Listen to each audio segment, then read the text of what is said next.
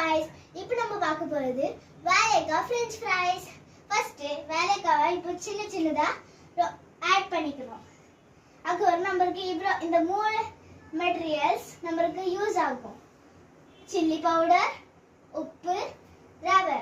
First நம்ம 3 spoon ரவை போட்டுக்கணும்.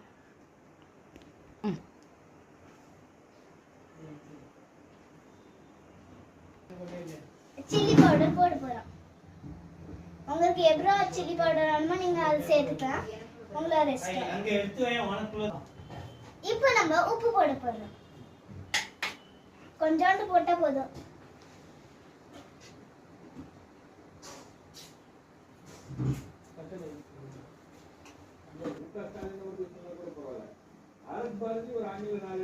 இப்போ இதெல்லாம் முடிஞ்சோட கொஞ்சோண்டு வேற வைக்கணும்.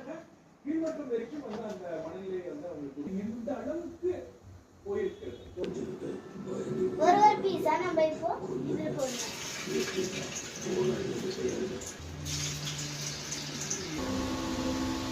இது பிரவுன் வர வரைக்கும் நீங்க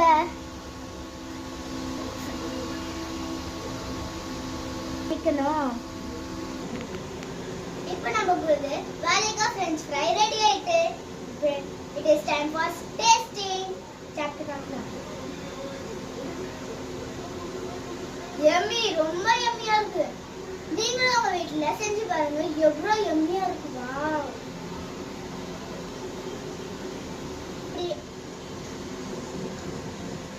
அப்படி உங்களுக்கு டேஸ்டா இருந்தா கமெண்ட்ல போடுங்க.